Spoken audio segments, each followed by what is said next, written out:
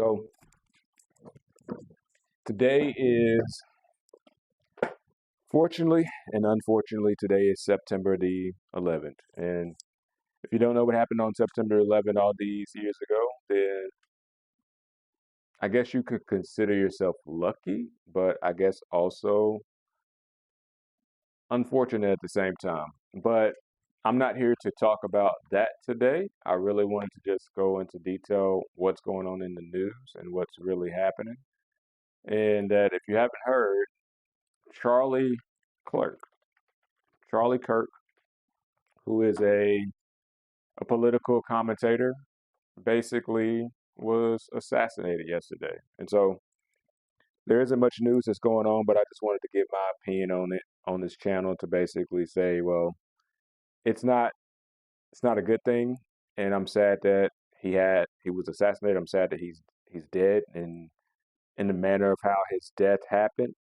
But also I'm very sad because of the vitriol that I've seen online for a man that is supposed to be an American, but from some of the hate that he's received from people that also live in this country. And it points to a very bad reckoning that could potentially be on the horizon for the future. And I say this with wholehearted understanding that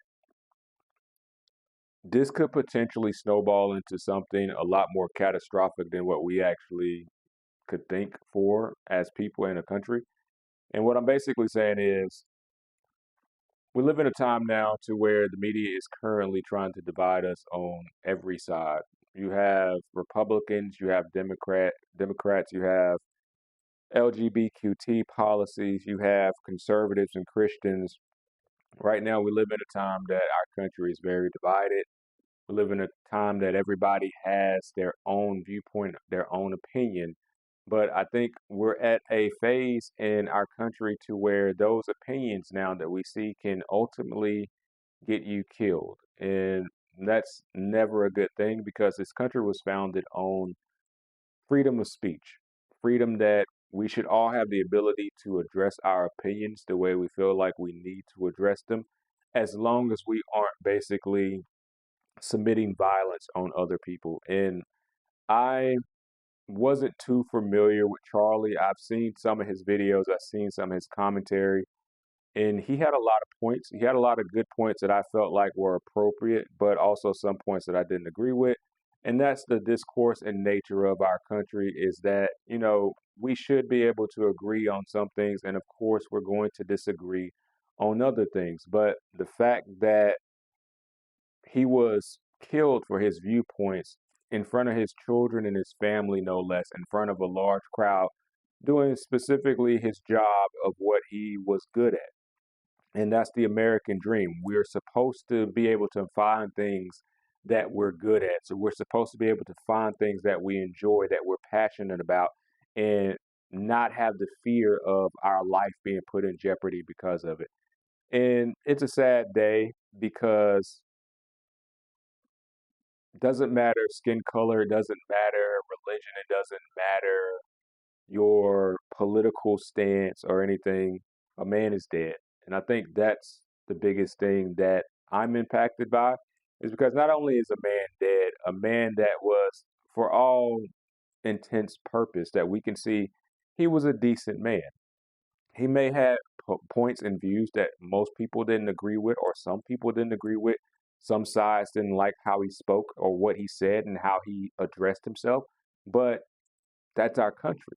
That's freedom of speech. That is what's allowed through the amendments and through the things in the Constitution that was given to us. And that's a beautiful birthright out of all the pain and all the suffering that has occurred in this country. That's one of the byproducts of all the pain.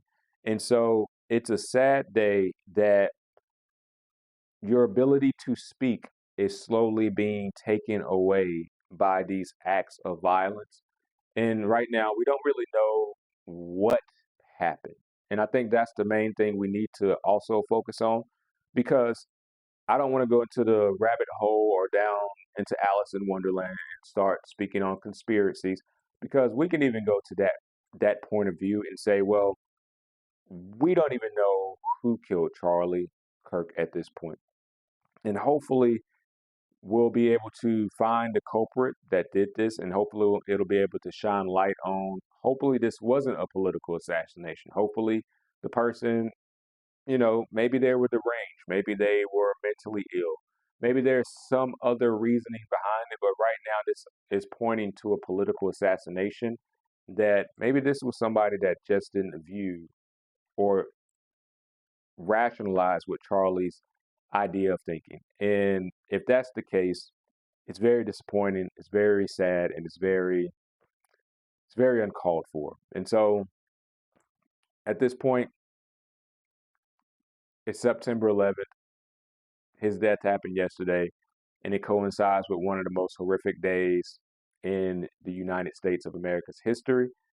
And I think his death is going to, in my opinion, be a changing ground for things to come, and especially the other deaths that have occurred in the media recently and even the past couple of years. And I'm starting to see a pattern that whatever is occurring, they want us to be distracted.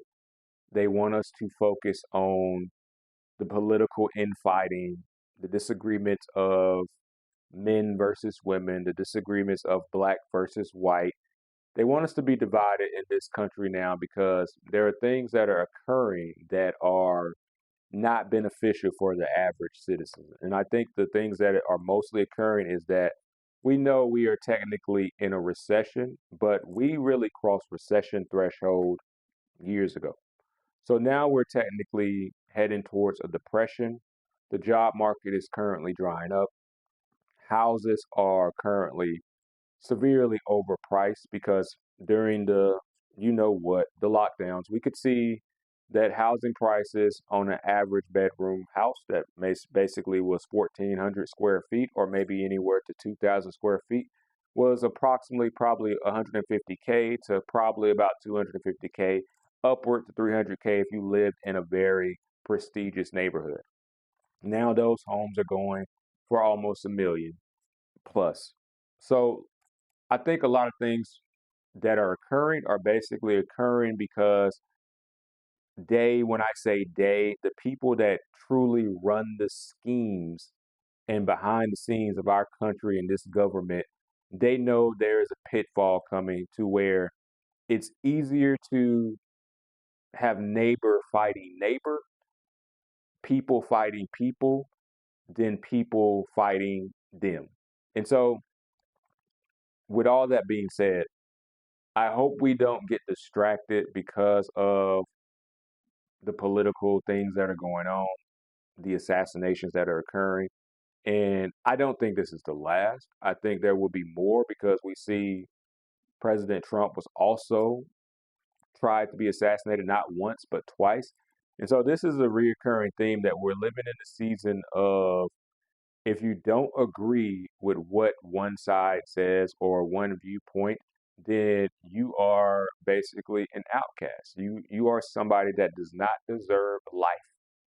You are somebody that deserves to be snuffed out or canceled or any other kind of fashion. And I wish it wasn't the case because this not only affects people that don't agree with each other, this also affects people, I say such as myself, that are more middle ground to where I really don't take stock in any side. I don't care what any side believes. You have your right to believe what you want to believe because this is America. This is the country that you're supposed to be able to come over here and say how you feel, and people don't have to respect it. You don't have to have people respect you for saying your opinion. Your opinion can just be your own opinion, and if they don't like it, tough luck. That's the power of America. But now we're living in that time to where we have people that I say have become radicalized to the point that they believe their point of view should be the way of life. And honestly, I think that's going to continue forward in the future. And I think that's going to be, I don't want to say norm because they want it to be the norm. But forcing people to change and have your viewpoint, it's never going to end up well. And I think that's something we as American citizens, especially ones that are in the middle ground, that you just really want to try to focus on making your life better or maintaining your life to some sense of degree to where you're not as stressed out thinking about these things. But I think going forward, that's not going to really be the case. I think going forward, the media is going to continue to push more division. They're going to continue to push more hate, and they're going to continue to push us to try to kill one another. I think that's mainly what it is. They're going to push us to try to hate each other. But we need to remember going forward that the people that have disagreements with you, the people that, don't see things your way, they're not your enemy. They're just people.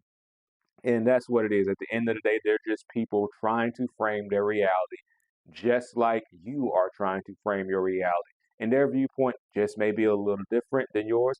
What they believe in, the things they believe that are morally right, may be different than yours. But we still have the power to basically say, look, there is always a middle ground to our disagreements. And so I think that's the case that now we're living in a time to where most people don't want to believe there's a middle ground because they've been fed so much vitriol and hate through the media that you have to believe that it's an enemy now. So if your viewpoint is only backed by the passion of others saying that this person is wrong, this person is right. You're not critically thinking because even your own ideas should be critically thought about and say, am I truly 100% correct? And I don't think anybody's 100% correct in how you think. And so we can all learn from each other. We can all learn to grow from different mindsets and different points of view. And that's how we all ultimately become better people. But if we keep believing this media, we keep believing these lies that are being told that X, Y, and Z is like this because of X, Y, and Z, and X, Y, and Z is like this is because of X, Y, and Z, then yeah, that's going to lead to a very catastrophic situation ultimately. And I hate that Charlie Kirk had to die in such a fashion to where you were just doing what you love to do and he was cut down, and that's not okay. That's not okay.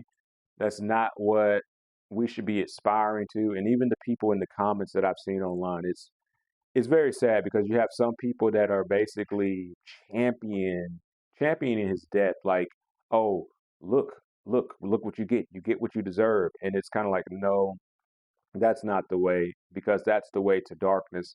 That's the way to tyranny. That's the way to chaos. And that's the way to a road that it will take the next generations that's coming into this country years to rebuild to the place where we are now. Because if you look at where we are now, we are living in the what I would consider the golden age of the American state. Because we have the freedom to do pretty much anything we want to do now. We have the freedom to go where we want to go, say what we want to say, live how we want to live. And of course, living how we want to live is always going to come with consequences if we don't choose to live by certain standards and certain systems. But you have the optionality right now to say, if you hate corporate America, I hate corporate America. You have the freedom to basically figure it out on your own. And so we're living in the golden state of America, and we're living in the golden state of the world because we have technology and we can basically get online right now, like how I am speaking to you. I can get online and voice my opinion in front of an audience that has potential reach to millions, not only in this country, but millions to other people outside of my own country, and I can basically have an audience. And so if you don't see we live in a golden state, then I would say your mind is being consumed by other things and you're being warped because things are getting worse, financial wise and political wise. I would say yes. But looking on the other broad spectrum, things are significantly better than what they used to be.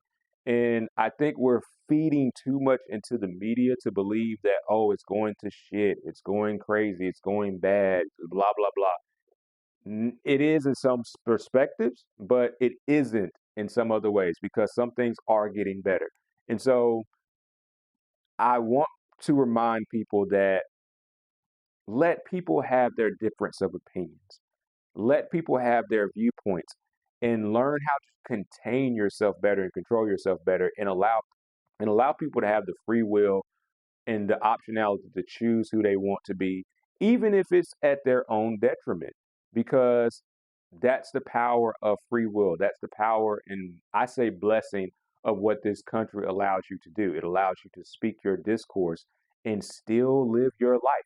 So think about it. If somebody's wrong and you don't have a viewpoint that aligns with them, and if you know they're wrong, allow them to continue their path. Life is the best teacher. Life will teach us if we're on the path suited for us or not. And so that's why I don't agree with Charlie Kirk's death. It's because, for all intents and purposes, what he spoke on was his viewpoint. What he did for his life was serving his life and his best and higher self. And so that worked for him. And so obviously it worked for him because he built a career, he built a brand that it aligned with some people. And of course, the people it didn't align with, it spun them in the wrong direction. And it's very sad to see that we have a mindset of people that they can be spun in the wrong direction to where they want to go pick up a gun, pull the trigger, and end the man's life. And if that becomes the norm, there's no coming back from that. There's no returning to a state of normacy that we have now because we still live in a state of normalcy. You still can wake up, you still can enjoy your 1,000 square foot home, you can still go out to eat, you can still enjoy your Saturdays, your weekends, your time off, whatever it may be, your vacations. You still have a sense of normacy. But if we allow things like this to continue, if we allow this mindset to continue, this normacy will erode because we've broken the trust of our system. And I think that is a very finicky thing that people do not realize is that trust is so easy to lose. And right now we're seeing it on a daily basis that we're losing trust in our establishment. We're losing trust in our corporations, our companies. We're losing trust all around. But the one thing we do not need to lose is trust in each other because where we are now, we can truly say just from the civil rights movement up until today, we've made strides unlike anything in the past thousands of years in the history of the world. So always remember that. Let's not let things divide us and lose that trust between people because at the end of the day, when things get hard, we need that trust to rely on each other because let's be honest, these things are being put in front of our face to create division because that trust is what keeps us together at the end of the day. It keeps us strong when hard times are coming.